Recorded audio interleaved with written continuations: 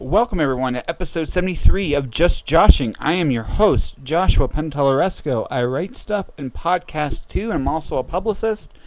Real quick, Craig DeLuey's current series, Crash Dive, is into his third book with Battle Stations. It is out now and available wherever ebooks are sold, on Amazon in particular. Chris Mars, her current release is Intersections. She's part of an anthology edited by Megan Hart involving the Ouija boards, horror, and fun. Check it out right now. It is available now. This is not going to be quite the normal podcast I do. I usually talk about my news and stuff, but I felt today, just for the day after, I would be doing the first little bit of promo for a couple of friends. One that's going to be on the podcast soon, and another one that was in the podcast previously. Katie Salidas is a host of Spilling Ink. I've been on her show. She's coming on to mine. She just released her first book. Not her first book. Man, she's released many books. Her most recent book is called Mated. It's a romance book. I'm not much of a romance guy, Alana Andrews aside. That all said, if you're into romance, check it out. She's really good. The other thing I want to talk about is Adam Drees. Adam just went through a major incident at Amazon. I'm not going to talk about it very much here. You can look at Adam Drees' stuff at adamdrees.com. He has a blog that talks all about it, and about Amazon and what he's gone through. But I'm just here not going to really talk about that too much. Instead, I'm just saying it all worked out for him in the end, but he's got to rebuild his momentum. So what I am doing right now is I'm going to just do a solid for a friend. I'm going to recommend you guys check out some of his books. I'm a big fan of The Wizard Killer. He does a serial. It's at adamdrees.com for season 2, but you can get season 1 as a book right now on Amazon. You should also check out his Yellow Hood series, which honestly is probably about 5 to 10 years ahead of the curve of current young adult fiction. It's steampunk, it's fairy tale, it's kids, but probably the most sophisticated characters I've seen in young adult ever. It's a great book. You should check out the first book, The Yellow Hoods, which I believe is called, give me a sec here, Along Came a Wolf is the first book. You should definitely check that out. And finally, he has other books. He's The Man from Cloud 9. If you're a science fiction fan, you should check it out. Like I said, this isn't going to be quite the same normal thing. I know this is a lot of this feels very ad heavy, but thought I'd do some of my friends a solid. My guest is Scott Jones. This is part 2 of our conversation. We talk more business. We talk more good stuff. Anyway, I'll get right back to it now after these messages.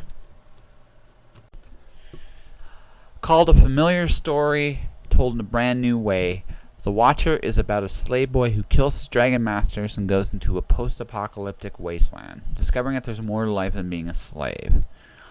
The Watcher is book 1 of the Watcher saga, which has book 2, Storm Dancer, and the concluding saga, The Wandering God, will be out later this year. It is available at mirrorworldbooks.com, amazon.com.ca, Barnes & Noble, Chapters Indigo, and any other online bookstore you can think of.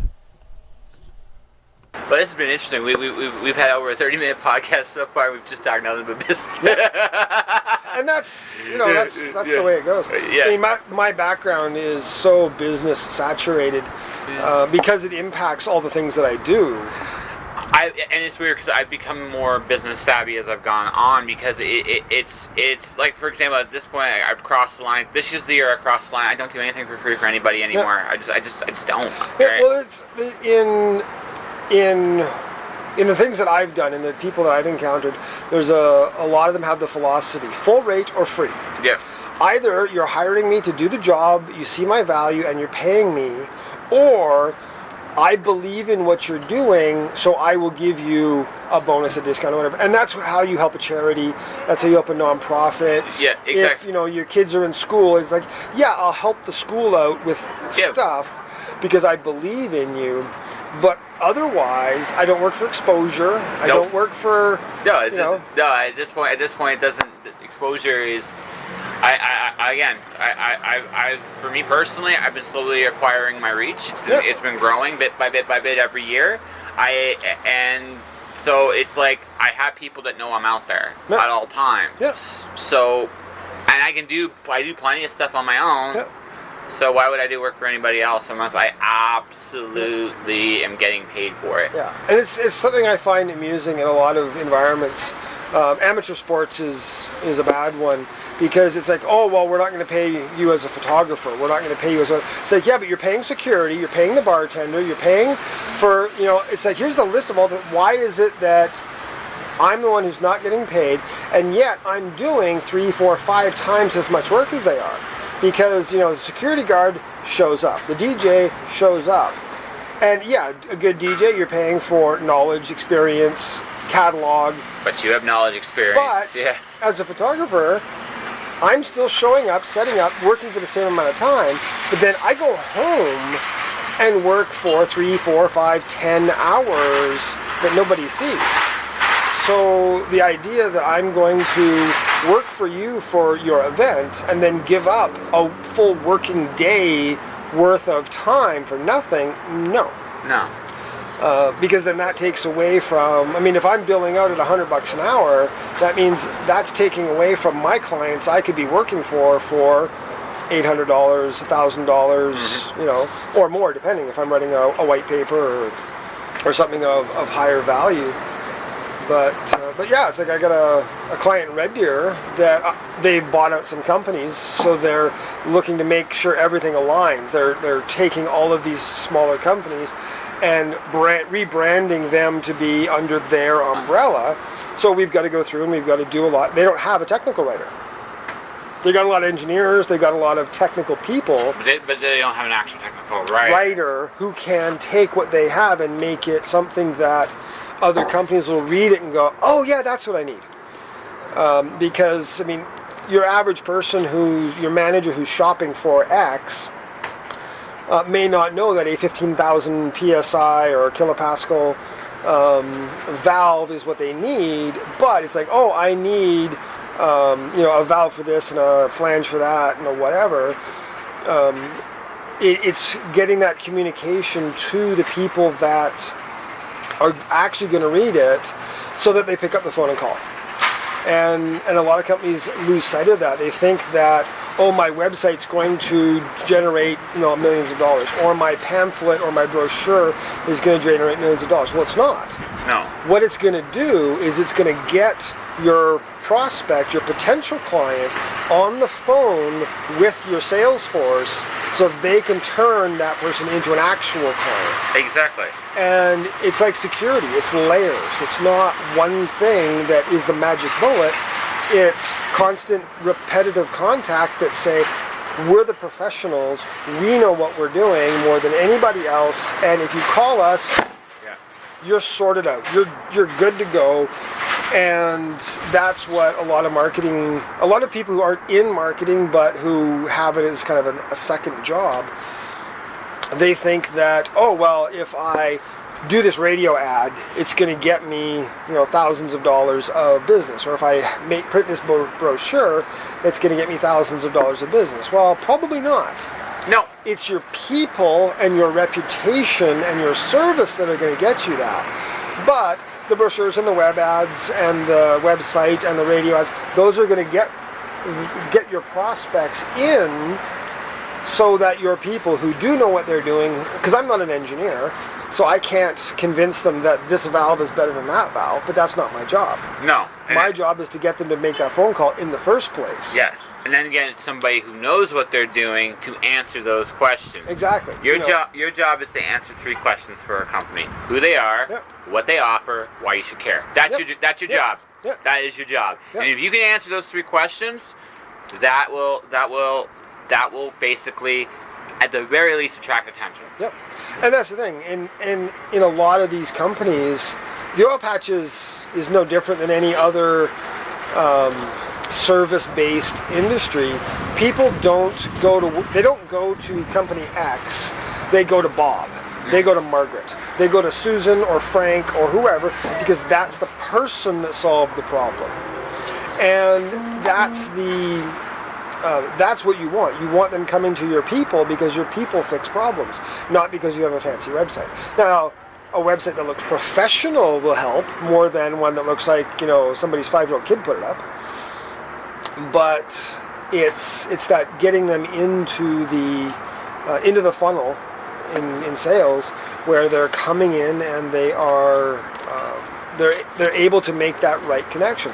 And then it's up to your people who you have trained and equipped and taken care of, so that they're like, yeah, I want to make this deal. I want to make this because, not just because I get paid for it, but because the more the company benefits, the more I benefit, the more everything happens, and we continue to grow, we continue to be successful, we continue to advance. And like I said, that ultimately comes down to the fundamental we talked about at the very beginning. How well does the company take care of the people? That's ultimately what it comes down to. If the company takes care of the people, that you will have that. But if the company does not, it won't. Yeah, Richard Branson actually has a famous quote that is, train your people so well they can leave at any time. Treat them so well they never want to. Exactly. And that is so fundamental that people don't get it. You know, the old joke is the CFO says, well, what if we give these people all this training and they leave? And the CEO says, what if we don't and they stay? Yes, that's right. You know, because if you have a good outfit, you'll train them really well, and they'll be like, hey, if I stay longer, I get more. But you have to give them the advantage. Well, I mean, that's like I said, going back to my day job. That's why I don't have any enthusiasm. Yeah. I was not trained. I learned everything I needed to learn on my own. I am probably better trained than most of the people there, including my bosses. Yeah. Which is unfortunate, but that's just the way it is. And it ends up that way in a lot of companies. And in a toxic company, the bosses get threatened by that. Yes. And then, I worked for one company, one of the safety outfits in the patch, and they openly told me that they're not going to train me to advance because they don't want me to. They want me where I am, doing what I'm doing, and I was really good at it, and I made them a lot of money. But they were afraid that if I advanced, that I would leave. And I'm like, and I told them flat out, I said, that doesn't make any sense. If you help me advance, I'm going to stay longer because you've helped me. Absolutely. And it's a safe, secure, good thing for me. I'm making lots of money. But they couldn't see it. And they kept offering me, crappier and crappier positions. And I finally just one day said, call me when you've got something that's at least this good or better. Never heard from him again. Yeah. And I was like, but what? That doesn't even make sense. Well, no, it's because, again, the philosophy I have found out here is people are disposable. Yep. That's the philosophy here. And it's an incredibly toxic approach. No, because it creates apathy. At the very least, it's apathy. It creates disengagement. Yep. The very least, because I'll say it. I don't care when I'm there. I'm a professional. I'll go do my job. You know what? I have no problems. But you won't do the extra. Nope. And that's the thing. Like, companies don't understand. You want people that show up early, go home late, don't complain, don't care about the extra 20 minutes of overtime here, there, whatever. Then you have to treat them really well all the time. But if you want people that don't care, break things, then that's what you're gonna get if you treat your people like crap. And so many companies are like that. And I actually worked for a guy once. Well, he wasn't my direct boss, but he was in the same company. And he just out loud one day in the common area, he's like, "Why can't I get good people?" And at least a few of us, covertly kind of stared at him, because it's like, but you have the reputation for being the worst manager in the company to work for. Yes. You treat your people like absolute crap, and you're proud of it. You brag about the fact that you get stuff done for less money, that you don't care about your people. We had one manager whose nickname was Body Count. Because he had 200% turnover in his department in 1 year. That's fantastic. Oh, wow. I mean, eventually the company demoted him. Well, you'd have to. But it took like 5 years. Well, no, and how many people in that time that were good workers, that could have made a difference, that were positive forces for the company, did they lose because they refused to look at the real problem, which was the manager, not the which again, I'm watching my company right now, and like I said, I haven't said anything. I mean, it's no secret who I work for, but I'm just being very thing. It's just like, I'm watching it right now. It's like they need an overhaul. But it's not. Again, this is nothing against any of the people personally. It's just They need to if they want to get to whatever the next level is for them at this point in time, they gotta knock the foundations down a little bit. And that terrifies managers, that terrifies supervisors, because they like it the way it is and they want it to stay. But the thing is, it won't last. And it's suicide. Yeah. Well, the analogy in business is buggy whips. Back in the days of horse and carriage, there were fewer and fewer horse and carriage outfits as cars took over. But at the end, there was a guy making buggy whips. And no doubt by the end, he was the best buggy whip maker left. No one cared. But nobody cared because nobody wanted buggy whips. Now, there's like the hobby artisan people nowadays, but we're talking niche, not. You have to recognize what's happening in your industry, what's happening in your company. Like logistics, within a generation, logistics will be almost totally automated. Oh, absolutely. They're already pushing that.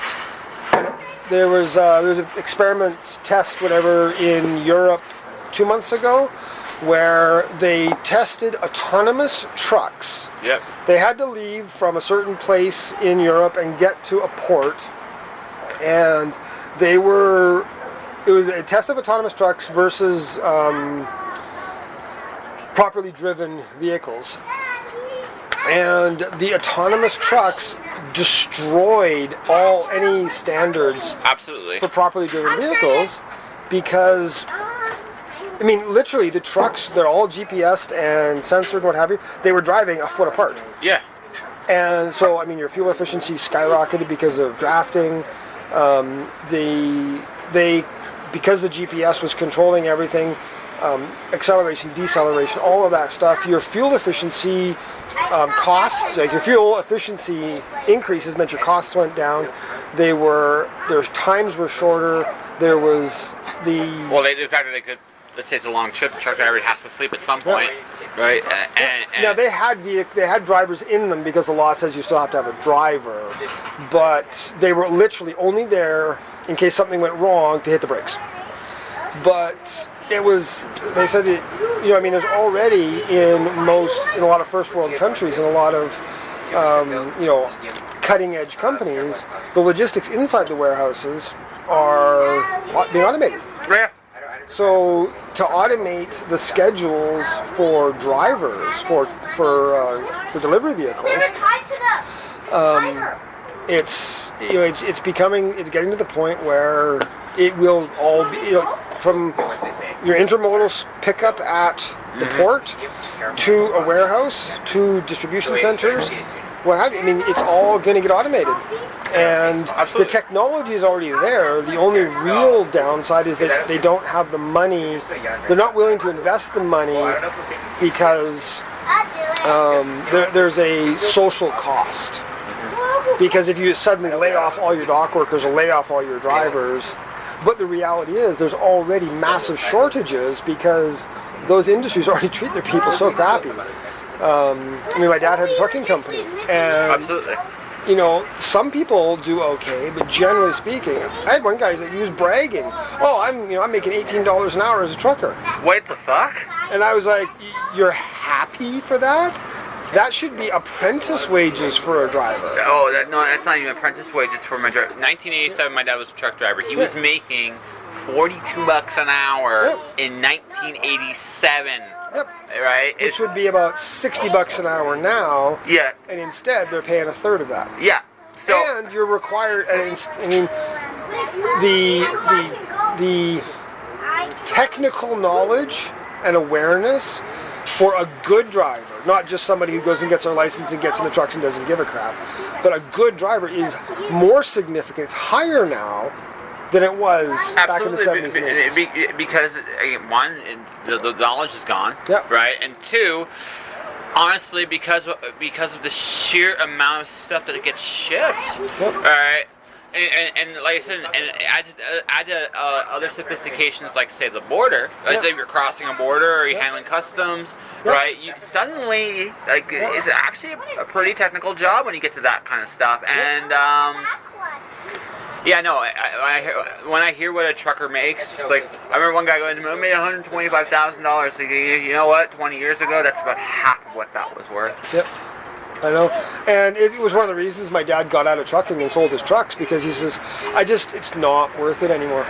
Like, I just don't make enough to justify the risk. And, I mean, there's a lot of risk, because when you're running contract drivers, he had one guy that got nailed in Montana for coke. Guy was using my dad's trucks to smuggle coke. Yeah, exactly. You know, and my dad says he was so lucky that the cops were smart about what they did, that he didn't get dragged into it as well. The cops were smart enough to realize that, that it was the driver, not the company.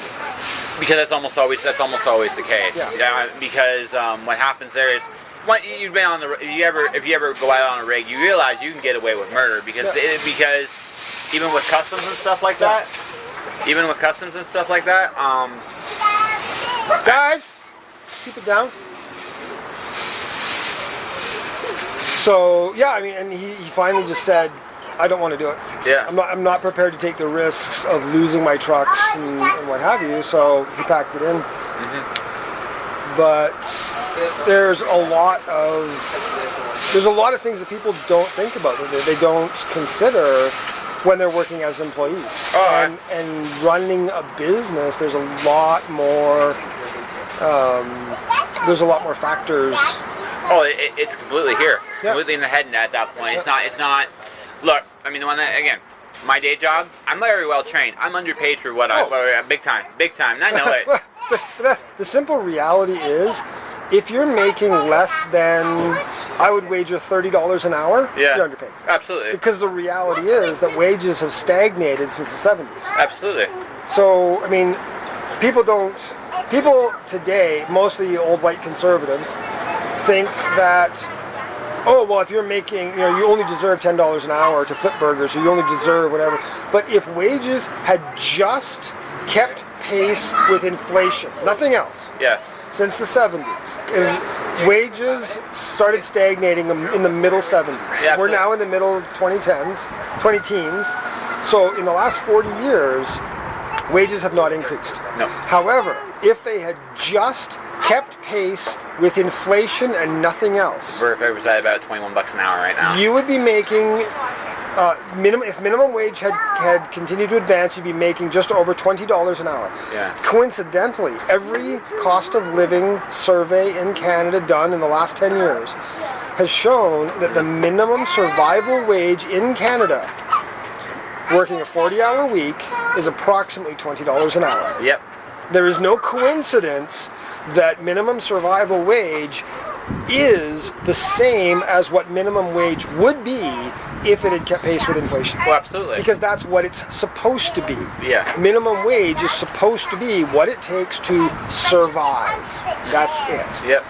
And people don't equate that. They're like, oh, well, I got by on $5 an hour.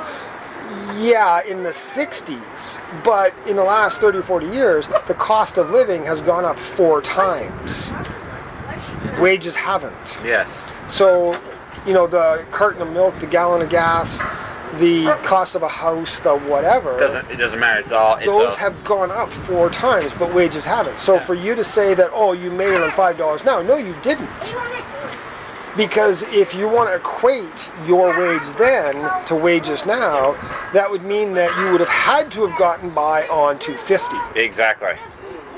And to say nothing of the fact that up until it was about the 70s in the States and to a certain extent in Canada, most post-secondary didn't actually have a cost. There was fees, but many states literally did not have tuition costs. Tuition was actually brought in the 70s and 80s. Yep. So people who went to school in the 50s and 60s, our parents, they didn't actually pay for their education. No. And now they're saying, oh, well, I could afford. No, you couldn't, because you didn't. Yeah. So for our generation, I mean, and I say our generation being, people in their 40s, to turn around and say, people in their teens and 20s coming up behind us, they shouldn't be more penalized. Oh no, that makes zero sense. So, why do you think, and a lot of people say that kids today are entitled. Yes, there is a lot of entitlement, but every generation has different entitlements. Our parents' generation, who are, the majority of the boomers, they are the ones who are, they're complaining about kids these days, as it were, who are, they want cheaper school, they want cheaper this, they want more. They want the same things their parents and grandparents had. Yeah. And their parents and grandparents are the ones saying, oh, no, you can't have that. You should go out and work for it. Well, the parents and grandparents, yes, they did in a sense, but it's not that anybody worked harder or worked less. It's they worked different. Because you put the average 7-year-old down in a modern computerized environment, they're not going to be able to function. Nope. But if you take your average teenager from today and put them down in the 40s or 50s, they're not going to be able to function. No. But it's not a fault of either one. It's the way they were brought up. Oh yeah, it's different era, different time, different values, and again, it's not. It's just change is inevitable. That's just the way it goes. No, I look at how everything is going to be done. It's going to be interesting because we're at the point now where everything is going to unravel. Like that's where we're at. To some degree. We're to the point now, and some of the senior economists, like the well-known economists, about 10 years ago said the next civil war in the States is going to be a class war. Yep. And we're already seeing the beginning of it. So now the question is, are they going to try and stop it before it happens, or are they going to let it happen and clean up the mess? I think it's going to be in the States. It's going to be the latter. Yeah. That's what's going to be in the States. They're looking at the fact that they're looking at the fact that basically that at this point in time, you can tell. You go down there. The government and the government of that country has no faith in its people, none. Yeah. You can see it, and the fact of the matter is, But the problem they have is it goes both ways. Yeah. The government has been supporting the 1%ers and the corporations for so long, and it doesn't matter Republican or Democrat. No, there's no difference. It's like I've told people up here, because you get into the conservative versus liberal versus NDP discussions up here, and most people will rant about, oh, mine is better, mine is this, mine is that, and yet there's absolutely no evidence to support any position. No. The only significant difference is if a left-wing NDP or a left-leaning liberal government is in charge, there's just as much waste as a conservative. Sure. The difference is NDP and liberals tend to keep the waste in the city, in the province, in the country, whereas the conservatives tend to generate the same amount of waste, but it goes to corporations, it goes to 1%ers who take the money out of the country. That's the biggest difference. So, personally, I would rather see the money stay in the country. I would rather see my neighbor pay his mortgage than some guy buy a third boat. Exactly. So, eventually, now the Liberals have taken it as a party policy to investigate minimum incomes, to investigate proportional representation. These are things that we fundamentally have to have now. There are literally not enough jobs in Canada for the number of Canadians. Absolutely not. So what we need to do is they need to do, and there's countries in Europe that are already doing it. And there's several cities in Canada that have already committed to doing it. But they need to look at things like guaranteed minimum income. They need to look at guaranteed post-secondary to the undergraduate level. They need to look at proper universal health care. Mm-hmm. So that it includes childcare, it includes prescriptions, it includes dental, the whole 9 yards. Because the countries that do that first are the ones that are going to see a massive surge in their economies, a massive surge in their values in the next 10 to 15 years. Yep. Because you're going to see, and when they tried it in Manitoba back in the 70s, they said, oh, well, if you give people money, they're going to stop working. All evidence to the contrary. Actually, it has not happened. Oh, no. Quite contrary. I had money right now. If I had more money right now, it's just what I'm working on. That's the only thing that changes. Yep. I don't report to a 9 to 5 job anymore. Yep. Instead, I'm like, okay, Yeah. I like this independence. How do I keep it? Yep. And that's what it comes down to there. And the thing is, they say, oh, well, people sit at home and smoke dope. And it's like, yeah, the same people that are doing it right now. Yes. But the difference is they'll have more money to spend, which means they're going to buy new cars, they're going to buy new TVs, they're going to buy new houses, they're going to spend more money. And what does spending more money do? Yeah. Generates tax dollars, keeps people employed. And this is one of the biggest fallacies of the one percenters. They say, oh, we need tax breaks so we can create jobs. I'm sorry, but companies do not create jobs. No. They do not. Companies respond to a demand for products and services. Customers create jobs. Yes. Customers with money in their pockets. And this is one of the things they found in Seattle after they raised the minimum wage to $15 an hour. Businesses started to expand because more people had more money in their pockets, more people were going out for dinner, more people were going out for movies, Absolutely. more people were buying TVs, more people are doing stuff. Now, yes, there are going to be companies that go out of business, but is that because minimum wage was raised, or was it because it was a poorly run company in the first place that anything could have put it out of business? Yeah. Because if raising the wage of your employees from $10 an hour to $15 an hour is enough to put you out of business, then I'm sorry, you really need to look at your business. Absolutely. And that's something that I'm hoping that Canada gets on board with, because minimum incomes mean that your average family's going to have, if you did a survival wage, which is $40,000 a year, your average family's going to have between $40,000 and $80,000 extra money, but you're no longer funding EI, you're no longer funding welfare, you're no longer funding all of the dozens of different programs we have that people in poverty have to go find out about, qualify for. This is just a check in your bank twice a month. Yeah. Or every 2 weeks, or however they set it up. And because that stability is suddenly there, and because people know that your undergraduate degree is paid for by taxes, and your healthcare is totally covered, because people say healthcare in Canada is free. That's not quite true. Kind of a misnomer. Your basic doctor visits are free, but your ambulances aren't covered, or aren't totally covered. Your prescriptions aren't always covered, depending on your level of income. There's so many things that aren't included. Dental's not included. Optical's been taken out of most provincial plans. You need to get those things back in, because it's only going to benefit the entire population. And it means that more people, because when they did the experiment in Manitoba, they found the only people that stopped working were parents stayed home on average an extra of a couple of weeks after having kids, and more students stayed in school. And I'm not seeing any downsides to that. Nope. More people finishing their degrees, more people staying home taking care of their kids, and you've got, while they're doing that, they have more money, so they're still spending money. Yes. So you've got more corner stores staying open, you've got more houses being built, more cars being bought, more economic activity, and because we're all making more money, the government gets more taxes. Yes. And because the government gets more taxes, we now have more social services, we have more infrastructure rebuilds. I mean, you look at the infrastructure in Alberta right now, and it is fucked. No, yeah, because they built. I when I first came to Because Calgary, they haven't repaired the infrastructure in 20 years. No, no, but that's half. The other half of that problem is they've grown and expanded without any kind of thinking in terms of other than infrastructure too. When I first came out here, because I'm from Ontario, right?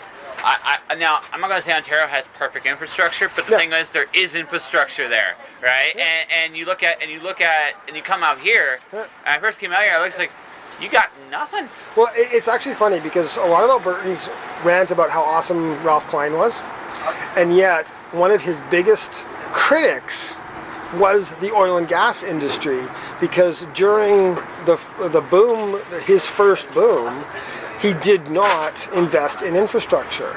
So the next boom that came around, oil and gas was freaking out because the infrastructure is starting to collapse. Absolutely. And they can't do the business that they need to do because the Conservatives decided not to invest in infrastructure or healthcare and education. Yes. You know, why do so many Albertans leave Alberta and go to BC for dental work. Yeah. Because Alberta is 30% more expensive than going to BC. Yeah. You know, Alberta is also the only province in the country that the government, rather than mandating a price list for dentists, said do whatever you want. Because they said the free market will make sure that, you know, prices stay stable and competitive. And the exact opposite happened, which is the exact same thing that happens every time the Conservatives leave it up to the free market. But So it'll be. yeah. Wow. Okay. So I'm officially in the podcast part of this thing. So we have talked for 1 hour and 4 minutes, which is I don't mind. I mean, I just break it up into 2 parts the way it goes. So people want to find you. People, where can they find you? Well, the easiest way to find me is at Oil Patch Copywriter, because that's my day job. Alternatively, through Geekorama, which is where we met. Yes. Covering conventions, and in a couple of weeks we're going up to Edmonton for their expo. I'll be there as well. I look forward to seeing you there. Yeah, not bad. And but yeah, those are the 2 easiest places, oilpatchcopywriter.com and geekorama.net. All right. No Twitter or Instagram or anything like that? You can get to them from there, but that's not something I'm responsible for, so. Oh, okay. No problem. And that was Scott Jones. Awesome conversation. Find him at Oil Patch Copywriter if you want to use his copywriting services. I know him best though through Geekorama.net. Geekorama.net is a review site, journalism website in terms of literature, comics, you name it. His boss, Katie, is awesome. And hi, Katie, by the way, if you're listening to this. And yeah, that will do it. This is another episode of Just Joshing. If you want to support the podcast, sign up for the Podomatic. Sign up for it on iTunes. You can buy, you know what? You can buy my books at Amazon.com or MirrorWorldBooks.com. If you want to do that, you can buy my merchandise as well at Redbubble. I'll get that back up and running real soon. But beyond all that, stay inspired out there, folks. Don't do anything I wouldn't do, whatever that is. And I'll see you guys next time. All right? All right. Josh.